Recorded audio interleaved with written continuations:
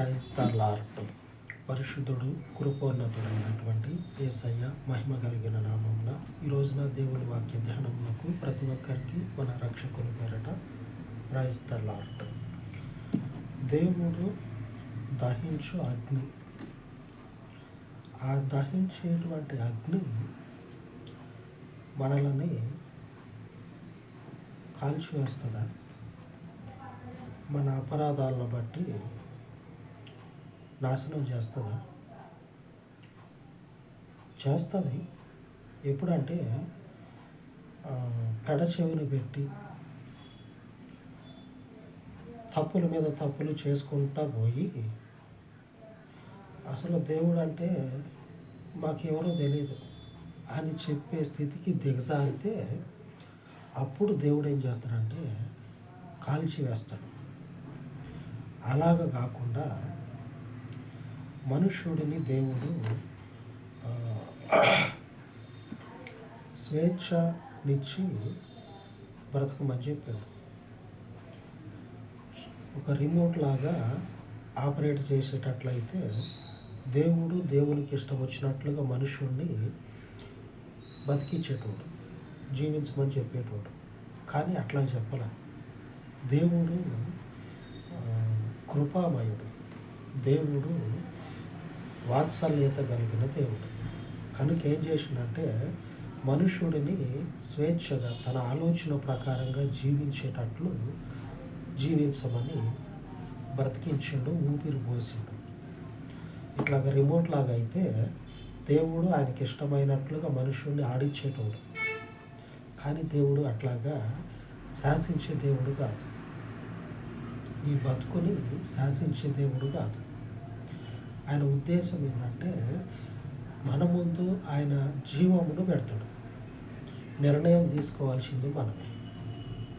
ఒక టీవీని కానీ లేకపోతే మరొకటి చూడండి, మన చేతిలో రిమోట్ ఉంటే దాన్ని ఎట్లా అయినా ఆడుకోవచ్చు. దాన్ని ఇటు తిప్పవచ్చు, మన ఇష్టం వచ్చినట్లుగా దాన్ని ఆడుకోవచ్చు. కానీ దేవుడు మనుషుల్ని అట్లాగా పుట్టించాల. మన తప్పుల మీద తప్పులు జరుగుతూ ఉన్నప్పుడు మార్పు చెందాల. ఆ మార్పు ఏం చేస్తుందంటే మనల్ని లయము కాకుండా దేవుని ముందు జీవంతో నిలుపుతుంది. వాక్యాలు వింటూ ఉన్నారు కదా, ఈ విన్నటువంటి వాక్యాలని హృదయంలో ఉంచుకొని ఒక నిబద్ధత కలిగిన జీవితాన్ని జీవించాలి. పవిత్రంగా, పరిశుద్ధంగా దేవుని ముందు ఆయన పిలిచే విధంగా మన యొక్క స్థితి ఉండాలి. దేవుని ముందు నిల్చున్నాం, ఆయన మనల్ని పిలవాలి. ఆమేన్. దేవుడు మనల్ని తన పని కొరకు నిర్ణయించాలి. ఆ స్థితి మనకు ఉండాలి. దేవుడు ఎవరెవరినో పిలుస్తాడని చెప్పని అనుకుంటే కరెక్టే. అది కూడా ఆయనకి ఇష్టమైన వాళ్ళు పిలుస్తాడు, కరెక్టే. అప్పటికే ఆయన ముందున్నటువంటి వారి పరిస్థితి వాళ్ళని పిలవాలి. దేవుడు వాళ్ళని పిలవడాలి. ఎక్కడెక్కడో మారుమూల ప్రాంతాల్లో ఎక్కడెక్కడో ఉన్న వాళ్ళని దేవుడు నన్ను పిలిచిండని చెప్పి నన్ను వచ్చి సేవ చేస్తూ ఉంటే, దేవుని పనిలో ఉంటే సరే దేవుడు పిలిచిండ్లే అనుకోవచ్చు. అప్పటికే దేవునిలో ఉండి దేవుని పిలుపు లేనటువంటి, దేవుని యొక్క ఒక బరువు బాధ్యత లేనటువంటి వారి గురించి ఆలోచన చేస్తే వాళ్ళు అనుకోవచ్చు మాకు దేవుని పిలుపు లేదా అని. ఉంటుంది. ఎప్పుడంటే ఆయన ముందు నిలిచినటువంటి మనము ఆయన పిలుచుకునే విధంగా మన పరిశుద్ధత ఉండాలి. సంఘానికి పోయినప్పుడు, సంఘంలో ఉన్నప్పుడు ఎంతకి మన గురి దేవుని మీదే ఉండాలి. ఆ అయ్య చేతిలో ఆ ఫోన్ ఉంది, ఈ అమ్మ చేతిలో ఈ ఫోన్ ఉంది, వాళ్ళు అట్లంట ఇట్లంట. దీని గురించి కాదు మనం పోయేది. మన జీవితాలని మార్పు చెందించుకొని పరిశుద్ధతలో నిలిచి దీవించబడటం కొరకు సంఘంలో మనం భాగస్థులుగా ఉన్నాం. దీని మీదే గురి ఉండాలి. అట్లా కాకుండా ఆ కొద్దిసేపు తప్పించి మిగిలిన సమయం బయటికి పోయి నవ్వుకుంటా ఏవేవో మాట్లాడుకుంటారు. ఇట్లాగా సమయం వెళ్ళబుచ్చితే దేవుని ముందు పరిశుద్ధంగా ఎప్పుడు నిలబడుతూ ఆయన నుంచి ఎప్పుడు నీకు బాధ్యత అప్పచెప్పబడుతుంది. బాధ్యత అప్పచెప్పబడాలి. ఎవరెవరో వచ్చి దేవుని సేవ కోసం నిలబడతా ఉంటే నిన్న మొన్న అలాగనే అంతకు మునుపు నుంచి ఉన్నటువంటి వారి పరిస్థితి ఏంటి? ఆయన చేత బాధ్యతను పొందుకోవాలి. ఇప్పుడు లేఖనంలో మనం చూసినట్లయితే దేవుని యందు భయభక్తులు నిలిపేటువంటి వారు చేసేటువంటి తప్పిదాల నుంచి త్వరగా బయటకు వచ్చి దేవునిని అనుసరించే స్థితిని కలిగి ఉండాలి. తప్పు జరిగిపోతే సరే జరిగిపోయింది కదా అని దాంట్లోనే ఆ తప్పుల్లోనే మునిగి తేలుతా జీవితాన్ని అట్లాగనే కొనసాగిస్తూ ఉంటే చివరికి కాలిపోక తప్పదు దేవుని అగ్ని చేత. నిర్గమకాండం 32వ అధ్యాయము 7వ వచనం.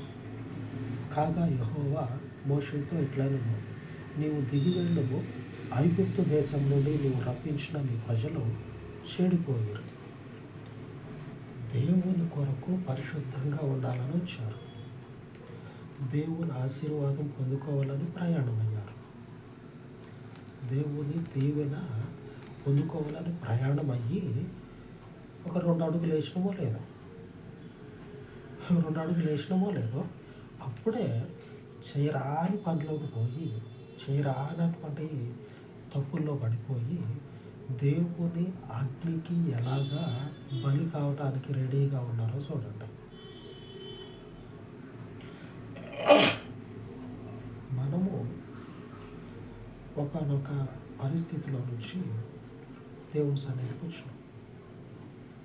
ఆ వచ్చిన తర్వాత ఆ పరిస్థితిలో ఆయనను ఎలాగ అనుసరించాలి, అసలు ఆయన యొక్క గుణగణాలు ఏంటి, ఇవి తెలుసుకొని ఆ తెలుసుకున్నటువంటి దాని ప్రకారంగా జీవించాలి.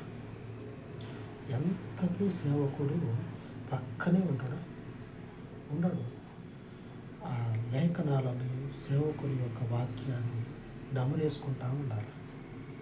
పదే పదే జ్ఞాపకం చేసుకుంటూ ఉండాలి. అప్పుడు ఆత్మ అనేది వాక్యము చేత కడగబడుతుంది. పరిశుద్ధమైనటువంటి ఆత్మ దిగి వచ్చి సరి అయినటువంటి తోవను చూపిస్తుంది. అది కాదని మనకి ఊరు లేరు దగ్గర, మనకి కళ్ళ ముందు ఒకళ్ళు ఉండాల అని చెప్పి ఇక దేవుడిని ఏం చేశారంటే దేవుడు నిర్ణయించింది ఆయన అసహించుకునే దాన్ని కళ్ళ ముందు పెట్టుకున్నారు. దేవుడు ఇది అని నిర్ణయించాల, ఆయన అసహించుకునేటువంటి దాన్ని కళ్ళ ముందు పెట్టుకున్నారు. దేవుడు అసహించుకునేటువంటి దానిని కళ్ళ ముందు పెట్టుకొని ఇక ఎగిరి దూకండి, ఇదిగో ఇదే మనల్ని ఇప్పటిదాకా నడిపించింది, విమోచించింది, మన మీద కనికరం చూపించింది ఇదే అని చెప్పనని దాని ముందు ఎగురుతూ ఉన్నారు, కుప్పిగంతులు వేస్తూ ఉన్నారు. ఇది పరిశుద్ధతకి గుర్తు కాదు. అసలు ఆడ జరగరానిది జరిగిపోయింది. అరే జరిగింది తప్పు కదా అని చెప్పి నేను ఆలోచన లేకపోగా అదే ఇందాక చెప్పుకున్నాం కదా, తప్పుల్లో మునిగి తేలుతా అలాగనే జీవితాన్ని కొనసాగిస్తే ఫలితము కాలిపోయే వరకు వస్తుంది. తప్పుల్లో మునిగి తేలుతూ ఉన్నప్పుడు జీవితాన్ని తిరిగి మరలా వెనక్కి తీసుకురావాలి. లేకపోతే పాపాలని మన యొక్క దోషాలని కడుక్కునేటట్లుగా ఆ స్థితి నుంచి బయటికి రావాలి. అది లేదు, ఇది లేదు, ఏది లేదు. చేసినటువంటి తప్పే గొప్పదైనట్లు ఇంకా ఎగిరి తూగుతూ ఉన్నారు, కుప్పిగంతులు ఆట ఆడుతూ ఉన్నారు.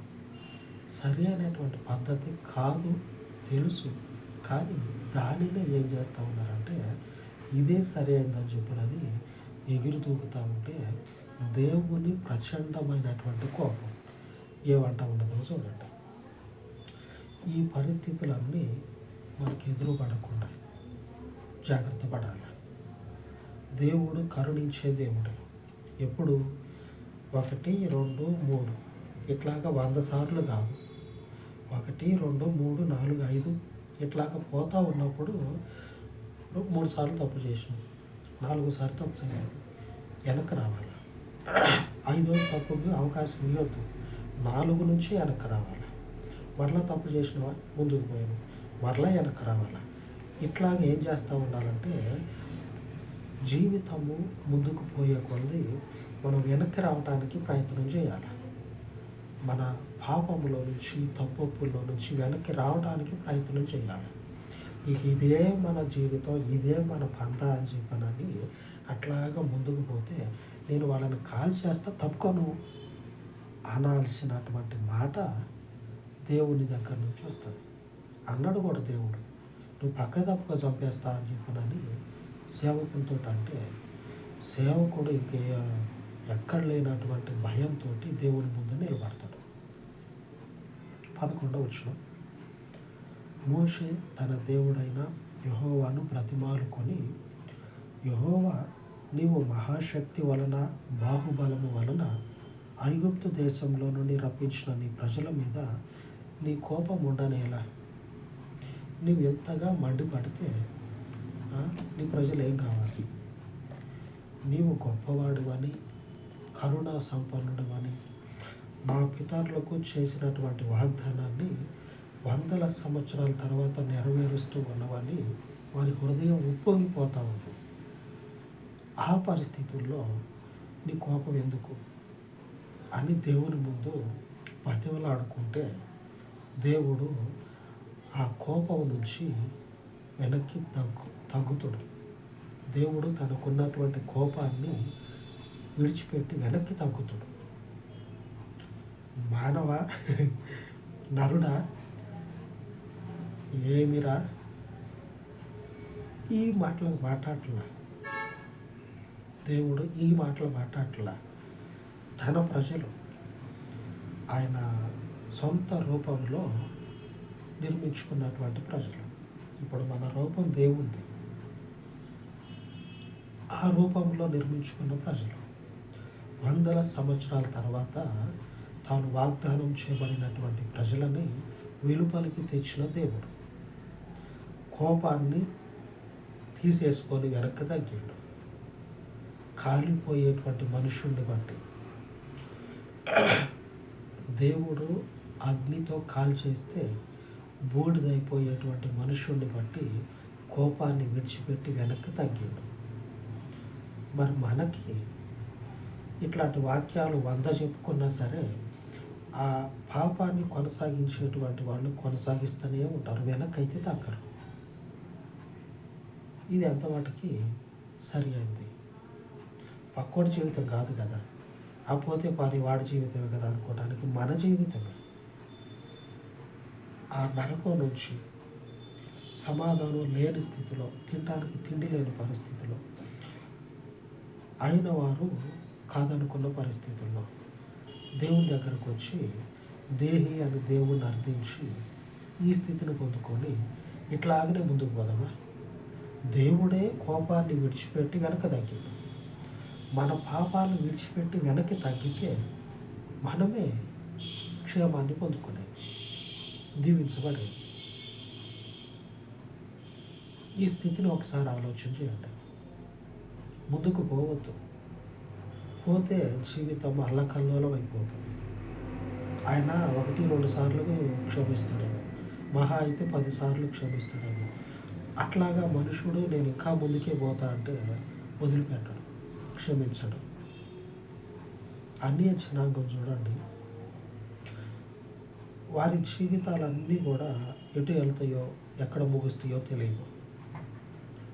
మనకు ఒక నిరీక్షణ ఉంది, అక్కడికే మన ప్రయాణం. ఈ జీవితంలో ఆ నిరీక్షణని హృదయంలో ఉంచుకొని కొనసాగాల.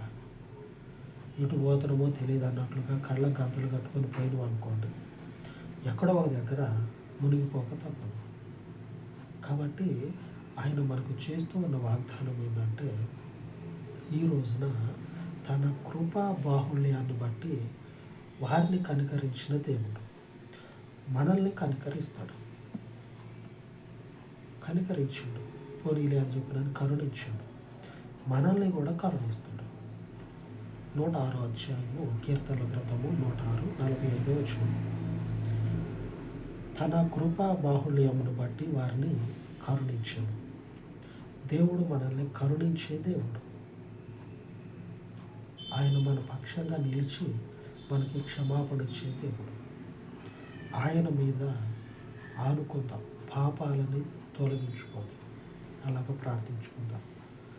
కృప కలిగిన తండ్రి, మీ పాదముల యొద్ద ప్రార్థిస్తూ ఉండగా ఇశ్రాయేలీయుల వలె తప్పుల మీద తప్పులు చేసుకుంటూ ఎవరైతే జీవితాన్ని కొనసాగిస్తూ ఉన్నారో, దయగలిగిన తండ్రి, ఈ పరిచర్యని అలాగే నీ ప్రజలను దర్శించి మా ప్రతి పాపమును కడిగి వేసుకున్నట్లు నీ దయగలిగినటువంటి కరుణను తండ్రి మా మీద కుమ్మరింపచేసి అనుదినము కూడా నీ వాక్యము చేత నీ రక్తంలో కడగబడిన మేము శుద్ధి అవుటకు వాక్య ప్రకారముగా మమ్మల్ని మేము మలుచుకున్నటకు సహాయమును దయచేయమని నీవు కరుణించేటువంటి దేవుడవు కనుక మీ సన్నిధిలో వేడుకొని చూడగా పాపము నీకు విరోధమై ఉన్నటువంటి స్థితిని ఇక మీదట కొనసాగించకుండా అనుదినము కూడా మా యొక్క తప్పిదాలను విడిచిపెట్టి నీ వాక్యము చేత కడగబడి నీ చేత ఆశీర్వదించబడి నీ చేత కరుణించబడే స్థితికి మమ్మల్ని నడిపించమని